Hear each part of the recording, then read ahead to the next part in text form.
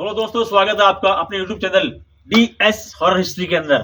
फिर आया हूं मैं उसी श्रृंखला को आगे बढ़ाने के लिए जो मैंने आपको बताई थी 2 दिन पहले। तो अब मैं आपके सामने अगली स्टोरी, अगली कहानी पेश करना चाहता हूं दोस्तों। तो बता दूं मैं आपको कि वो जिन्नात जो बरकत भाई से बात कर रहा था, उसने कहा था कि सोया हुआ है, जगा हुआ है। तो उसने बोला मैं सोया हूँ या जगा हूँ। तो उसने बोला सुन मेरी बात, तू तेरे घर वालों को बोल कि तू पागल नहीं, मैंने तुझे पागल किया। तो उसने क्या बोला उस बरकत भाई ने कि भाई मुझे सब लोग पागल कहते हैं, हालांकि तूने मुझे पागल किया होगा, लेकिन अब तुम खुद आके बताओ।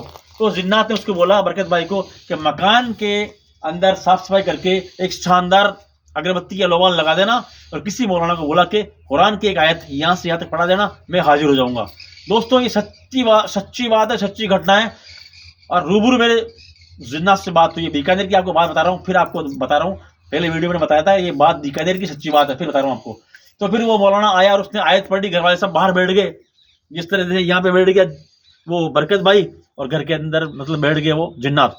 तो आयत पढ़ने के बाद जिन्नात आया, आने के बाद के अंदर वो घर वालों को बोलता मुखातिब हो गया कि भाई ये बरकत पागल नहीं, इसको मैंने पागल किया, इसने पेड़ काटा था 10 साल पहले, 10 साल की उम्र में था, 10 साल का हो गया, 20 साल का हो चुका है, तो मैंने इसको पागल किया था, इसको परेशान मत करना, पैसा चाहिए हमसे लेना, इसको पागल मत समझना, ये मेरे साथ में है, मैं जिन्नात हूँ फला फला। उसने ये सब बताया, फिर चला गया। उसके बाद दोस्तों क्या हुआ है, बरकत भाई ने मुझे बताया बाद में कि बरसों तक वो जिन्नात बरकत भाई के पास आता रहा और पैसे देता रहा। बरकत भाई की बीवी एक इंतकाल हो गई, तो बाद में दूसरी बीवी लेके आ गया और हज भी करवाया दोस्तों उसको, बरकत भाई को उसने जिन्नात ने।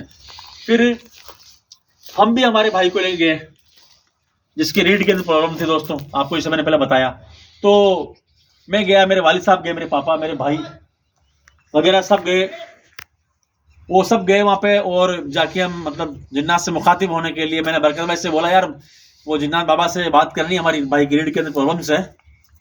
तो उसने बोला कि बेटी आप कहाँ से आए? मैं कि हम तो राजस्थान से आए हैं, ऐसे ऐसे किशनगढ़ से आए, सॉरी। तो बाद में उसने वो मुझे बोला घर में घुसो आप। मैं घर में घुसा, तो मैंने उसने कहा कि आप कमरे में चेक करो कोई है क्या आदमी। तो मैंने देखा दोस्तों उस कमरे के अंदर खोल के, मुझे कुछ नजर नहीं आया, बिल्कुल कुछ नहीं था। कमरे को वापस लॉक कर दिया, बाहर निकल गया। बाहर निकलने के बाद में फिर वो बरकत भाई बोलता है अब मैं वापस कमरे में जा रहा हूँ, आपने देख लिया कमरे में कुछ भी नहीं है, अब देखना क्या होता है। फिर हम सब लोग बाहर गेट के बाहर बैठ गए, मेरे वालिद साहब के साथ थे, मेरे भाई साथ में थे, मेरे दोस्त थे यूनुस जी बैठता के, वो सब साथ में थे, बैठ गए। मेरा भाई जिसके रीढ़ के अंदर प्रॉब्लम्स थी वो भी बैठ गया। बैठने के बाद में दोस्तों बरकत भाई अंदर चला गया। अंदर जाने के बाद में किवाड़ वापस खुलते हैं, अंदर से एक सुरीली आवाज, औरतों सी बारीक आवाज आती है कि अस्सलाम वालेकुम।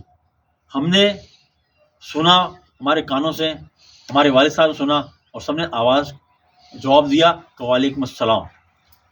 इतना कहने के बाद फिर एक बार गेट बंद हुआ, बरकत भाई अंदर ही थे,